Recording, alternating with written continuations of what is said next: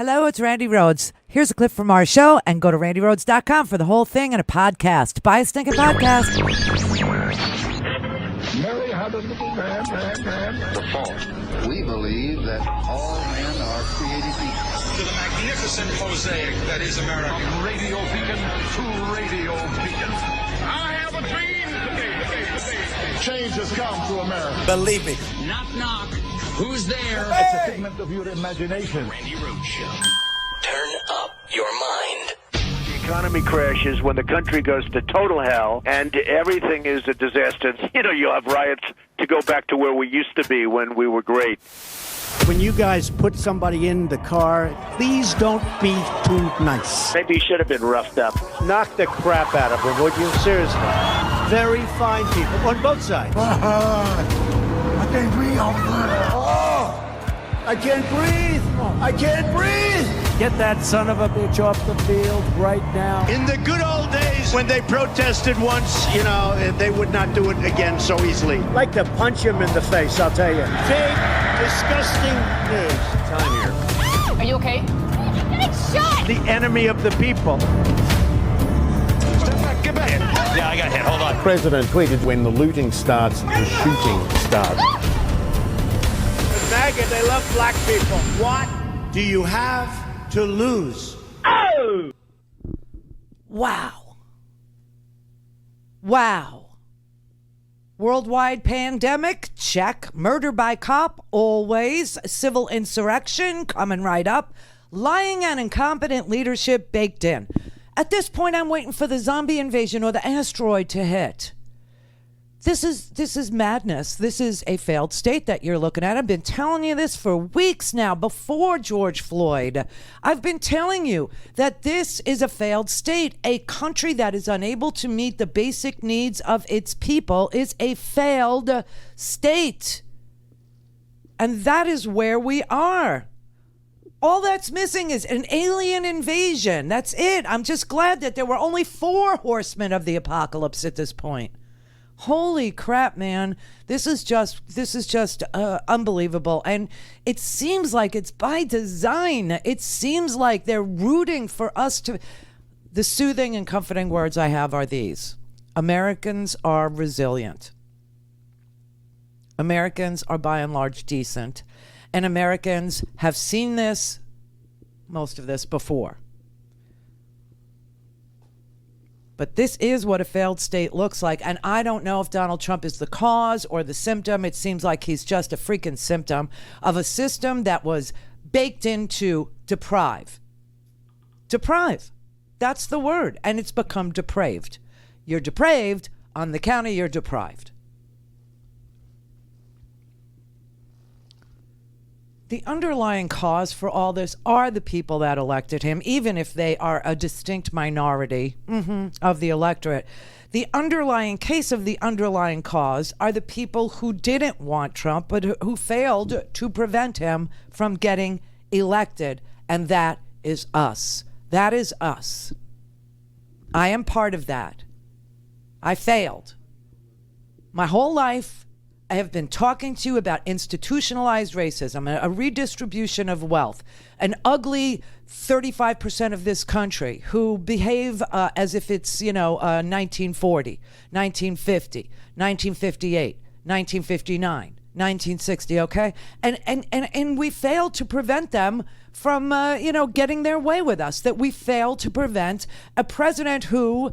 is slamming governors of this country this morning in a recorded phone call, which is just, it's off the wall. It's just off the wall. Calling on a conference call today with the nation's governors, he called the governors weak, and told them they have to dominate the protesters. They have to dominate the protesters. So here we are with our society being ripped apart at the seams, and we got a president who talks like a junior high school football coach from a bunker in the basement of the White House. I guess it's easy to dominate from the bunker in the basement in the White House, from below ground. I guess it's easy to dominate, right, Donald Trump? This is a very weak, cowardly man who people have given all of this power to. He said, quote, if you don't dominate, you're wasting your time. He thinks he's George C. Scott and Patton, but he's really George C. Scott and Dr. Strangelove, is what he is. He said, quote, it's like war. It's like war. It is war in a certain sense, and we will end it. Be tough.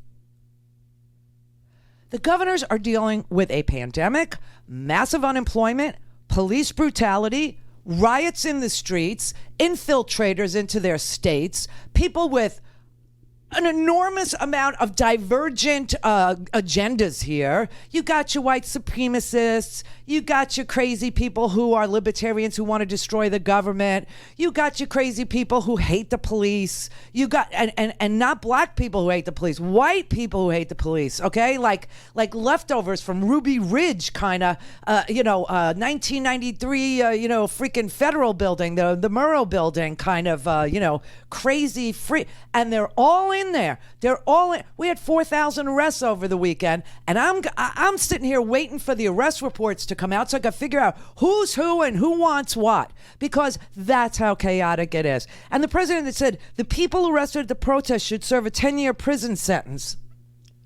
Who are these people? What do they want? And he declared Antifa, because they're anti-fascist, right? Which, Antifa, it doesn't really exist as an organization. They're certainly not a foreign organization. And he thinks the federal government can brand American citizens part of a terrorist organization when there is no organization and they're not a foreign entity. I don't know what's wrong with him, but I will say there's plenty of room in the prisons now that they let out all of the people that did betray our country. Michael Flynn ain't going. Roger Stone, what do you call Jeffrey Epstein? He's not taking up any room at the prison anymore. But this is so unbelievable. This is just so off the wall that the COVID pandemic is not the leading cause of contretemps in this country right now. And here's the other odd part. Rage is emanating from Minnesota, and it's spreading to 75 cities in this country. The world has turned upside down because rage is not supposed to emanate from Minnesota. You have a pandemic. You have 40 million people out of work in an economic collapse. You have civil unrest. It's like they took 1918, 1929, 1968 and combined them all into 2020. I feel like we're trapped in a time-life series of the worst of the 20th century. And we're in the 21st century. It's like every horrible thing that happened in the 20th century is all here now. It's all here. I just keep checking to see if I'm in a handbasket. But this is, make no mistake, what a failed state looks like. This is what it looks like. No justice, no peace in any city across this country. Curfews everywhere. People terrified that this man's going to declare martial law. Postpone an election. I mean, what's yet to come is only, in your imagination now. And your imagination can run as wild as it wants, because look at what's real. Look at what's real. This is a man who tweeted, I swear to God, this was one of his tweets. Many Secret Service agents just waiting for action. We put the young ones on the front line, sir. They love it. I was inside, watched every move, and couldn't have felt more safe. So if whatever this man says is the opposite of the truth, he's terrified and probably, oops, I crapped my pants. But I mean, it's just, and then he talked about MAGA night at the White House. What was he inviting them to come and get into fisticuffs and a shootout with ordinary protesters? I don't know what he was talking. I don't know where we are. Go to RandiRhodes.com for the whole thing and a podcast. Buy a stinking podcast.